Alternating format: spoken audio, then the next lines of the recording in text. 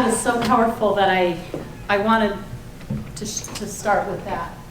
And I want to talk about being the only one and feeling sometimes like we're the only one, but I really like how he talks about our veterans. And so I wanted to recognize any veterans that are here tonight. If you would stand, please. Our veterans here.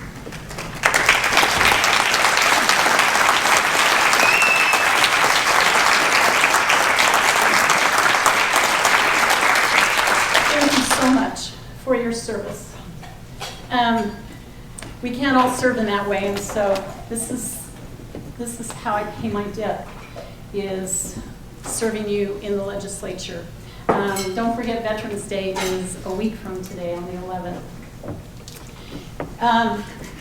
Often don't we feel like we're the only one?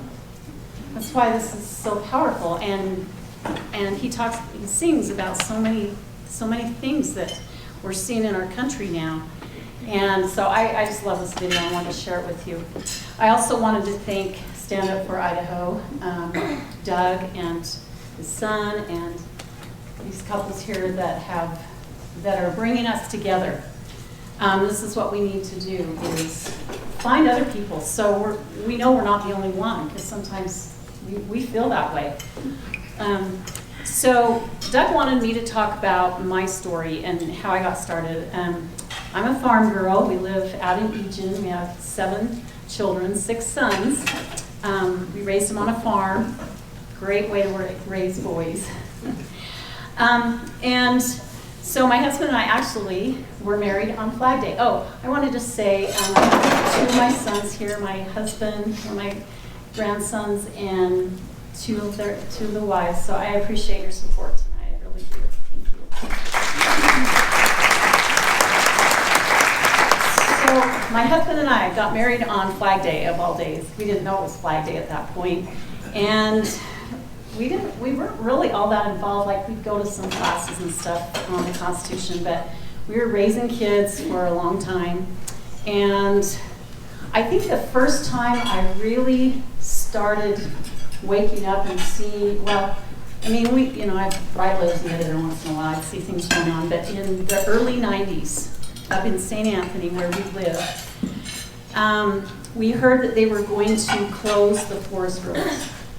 And they did. They burned up these big holes. They put gates across the forest roads. And the St. Anthony stud mill closed. It had been a good business, a good living for so many people in that area and for families. Well, when that closed down, you could just see St. Anthony. It's kind of recharging a little bit, but we had several stores closed, and I started realizing that's happening, throughout our state and our country. The little guy, it's really hard to stay going, and so it was tough to see that. So kind of fast forward to 2012. 10 years ago, there was they were redistricting, as they are now. And I was out of town, and my husband called, and he said, and I don't want to trash this guy, I'm just saying that he was very liberal.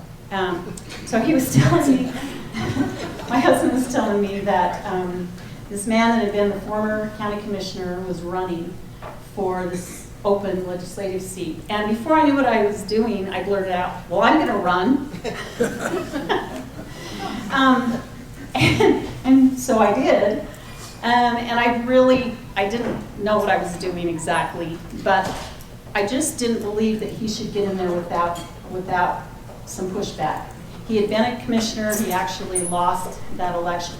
So then he decided to run for state legislator.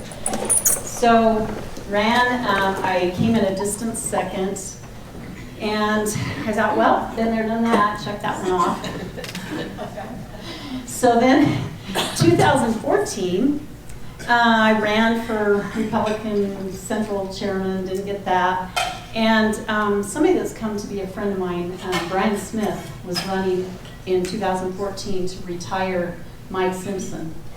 And so I helped him in the county. I made many, many calls, was trying to help him get elected, and that didn't work out, but I could see that he's a real patriot, and I was disappointed, but so moved on.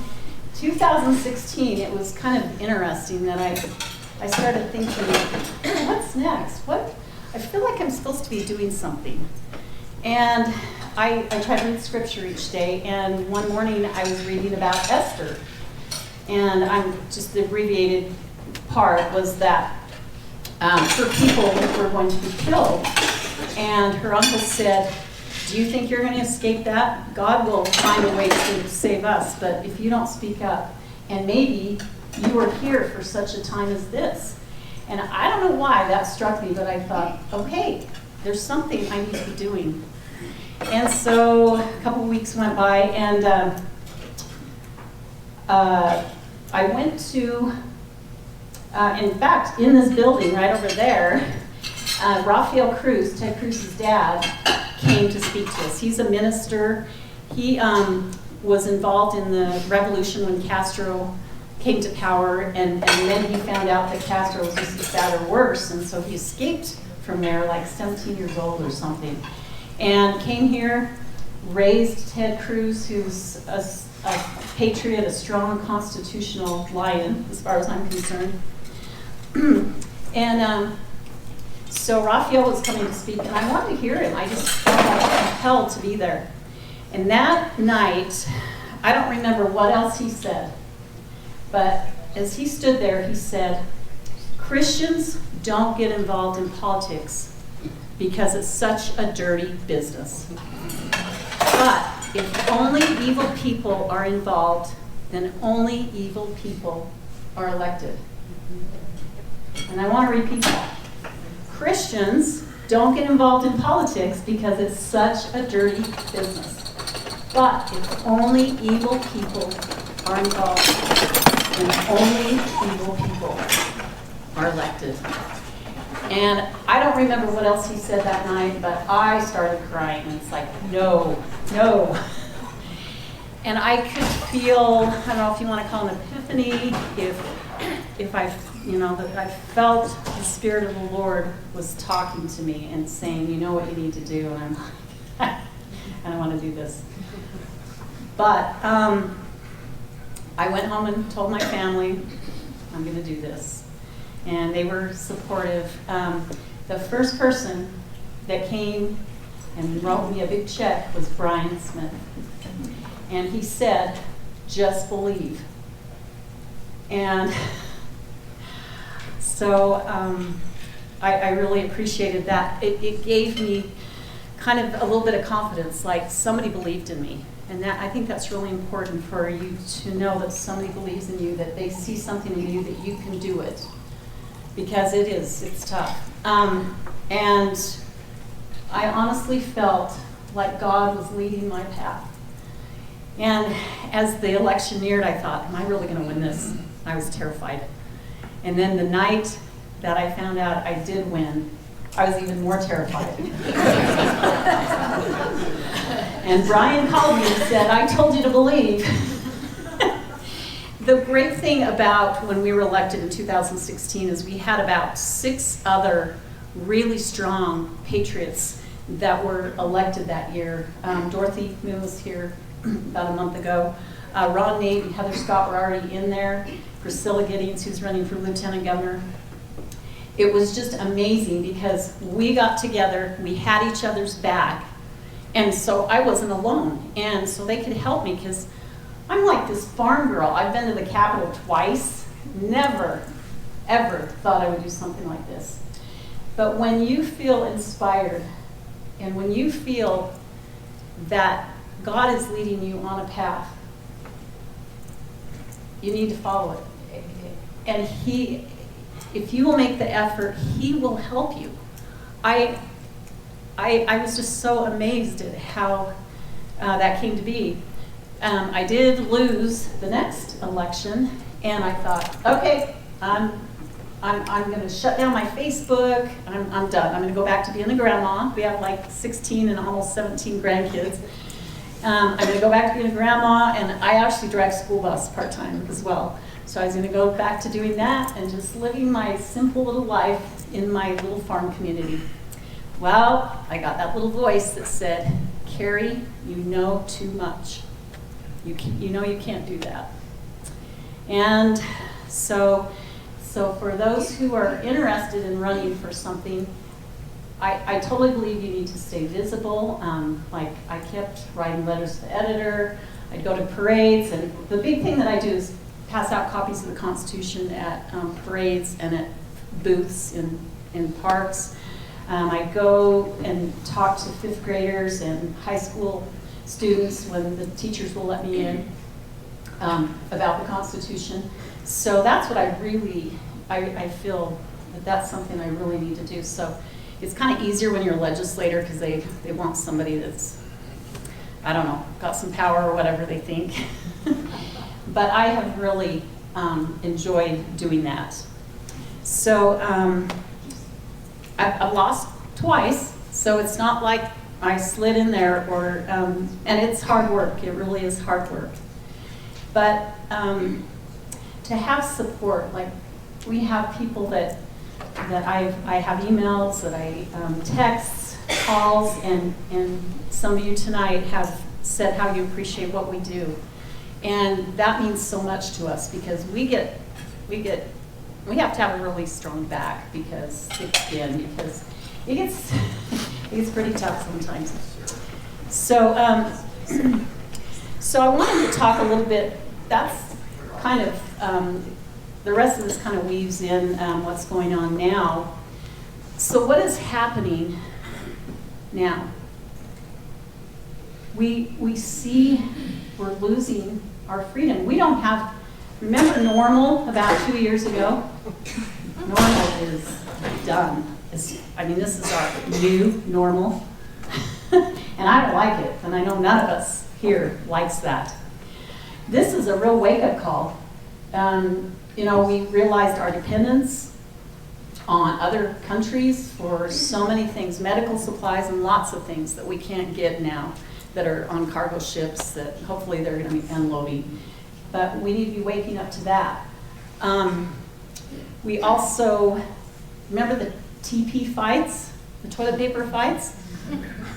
I think that's just kind of a foreshadowing of what's ahead. And so we need to make sure we have some extra food, some extra water, some extra supplies, because there may come a point where we won't be able to get it, or they won't let us get it. So I think it's really important for us to have some extras. So we're not going to the store every other day or whatever.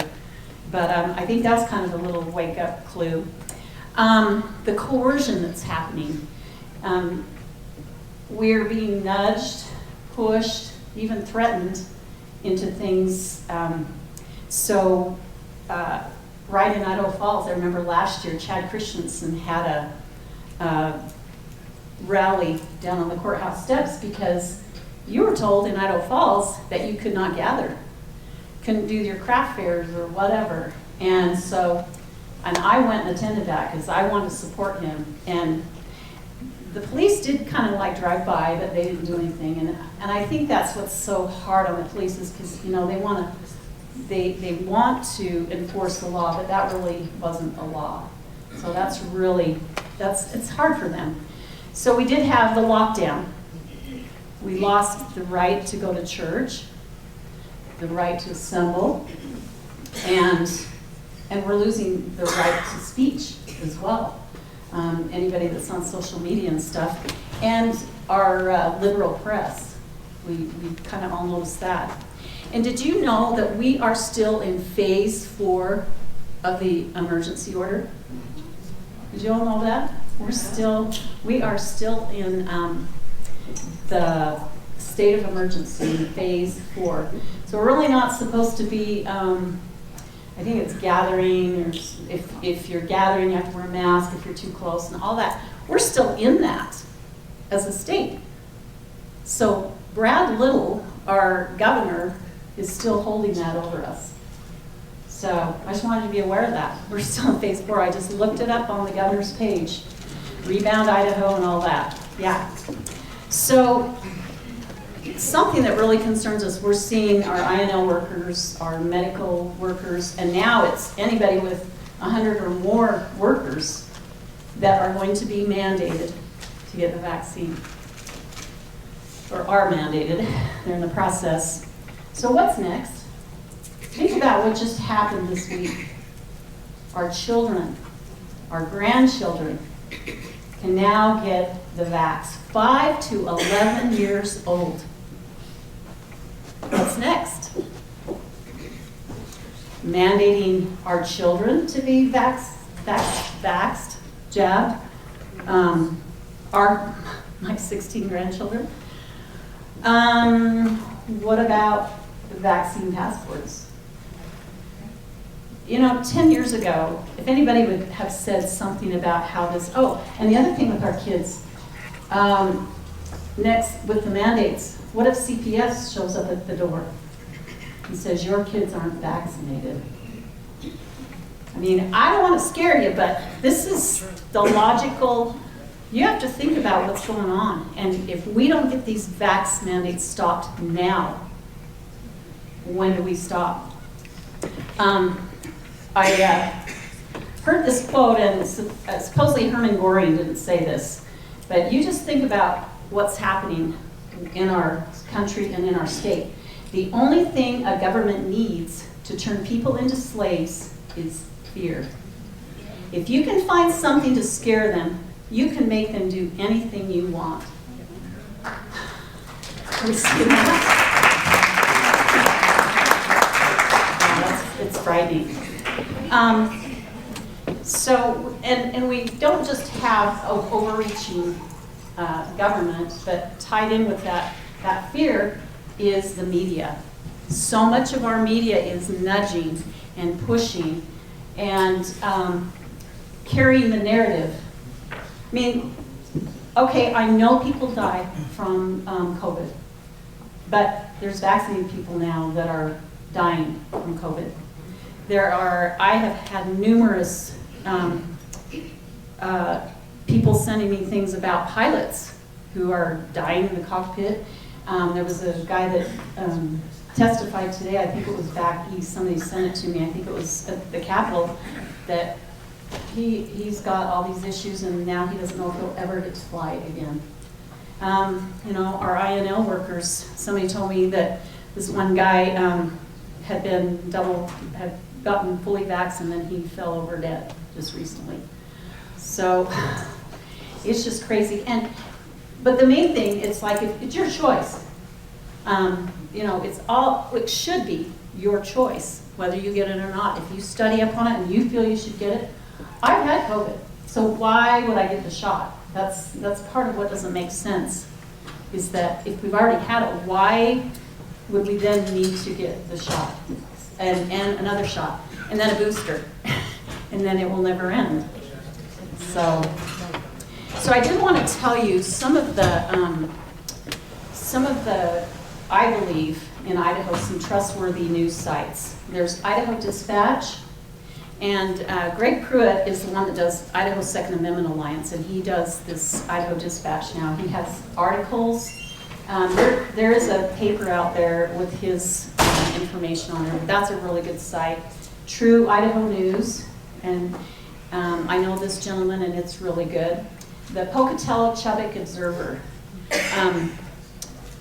John Crowder, some of you are familiar with him, and he's doing an amazing job in Pocatello. He and his group are finding people to run for office.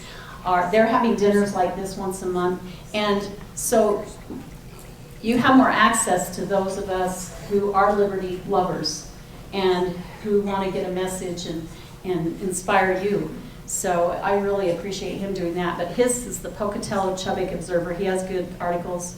There's also The Proper Role of Government, which is just a basic, something I really recommend to you. It's just kind of a basic little pamphlet that just talks about our basic rights. And I love how it's by Ezra Taft Benson, and I love how he puts it together, and it's just a simple way to think about what government really is about. There are several of us that do legislative updates. Heather Scott, Ron Nate, Priscilla, and I can't think of who else, but we all do legislative updates that you can sign up for. We kind of, especially during the legislative session, we let you know what bills are up, and so that you can call, so you can contact your legislators, so we can have some help on trying to shut down the bad stuff that's going through. Sorry. So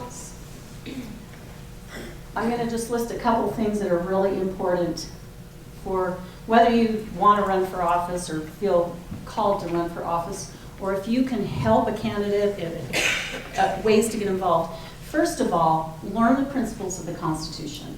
The whys. Why do we have the Electoral College? Why did they have 2 senators and 2 representatives? There's a lot of people that don't really know about that. It's not taught in school a lot, so that's really important. And a good basic book to start out with is The 5,000-Year Leap. I know several people that have read that, and it's really given them a good basis to get started, to understand why our government, why our founding fathers set things up the way they did. And it's kind of a good history of how we got to the point of the Constitution. Sorry.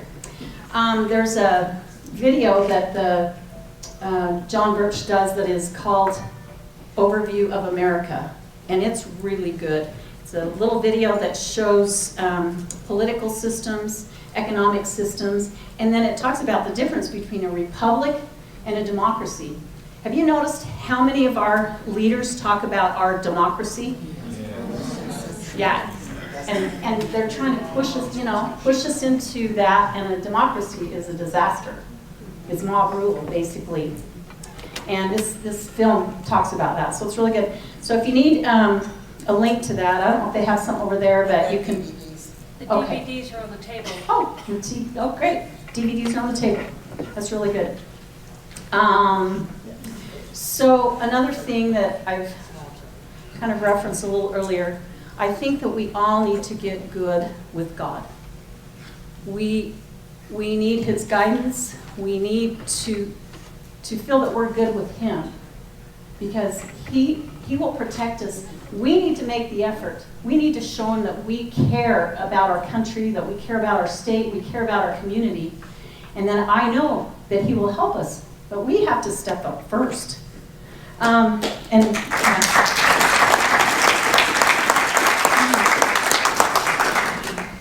That is why I serve, because I don't actually like being called a politician. I am in politics because I believe it is the Satan's war on God and Jesus Christ.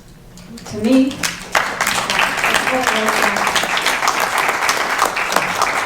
it's the devil wants control, and God wants us to choose. He wants us to have choice and agency. And so, for me, that's why I serve. That's what it boils down to for me. And I appreciate so much being someone in tune with Him. I really feel that I'll sit in a car sometimes and know I've got a meeting coming up, and I just pray for confidence and courage. Because I am a farm girl. This was not ever on my bucket list. It was never on my radar that I would ever do this. But He gives me strength and power to be able to do it. And I know people pray for us, and I appreciate that so much. We've talked a little bit, Doug talked about being involved. So you're here tonight, you're fired up, and you want to help. So what are you going to do tomorrow? What are you going to commit to do tomorrow and the next day and the next day? Think about that. What you feel, because I know you will get feelings and ideas of what you need to do. Look at what happened in Virginia this week. That was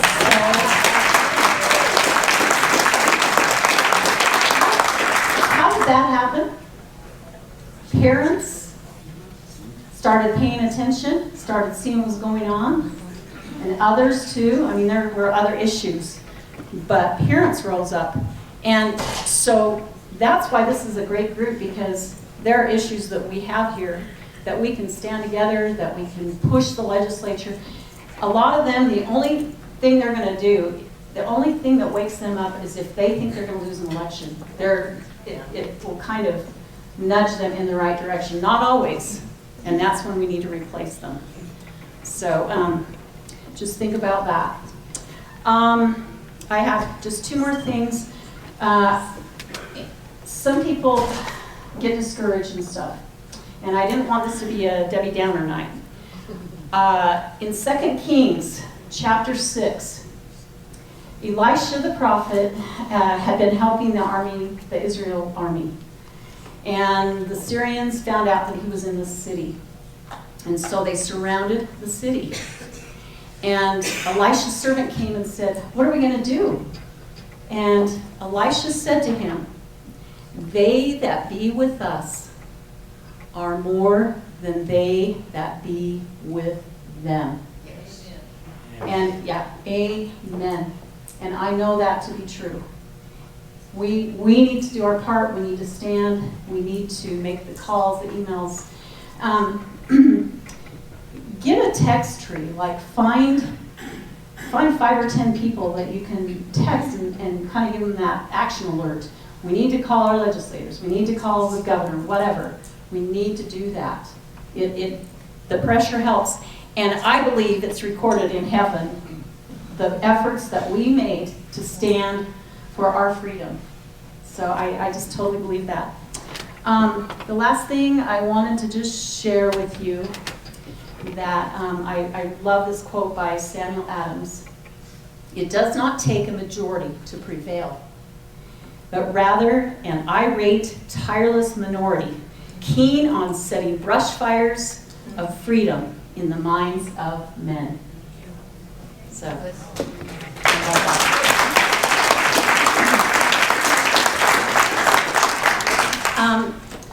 I love music.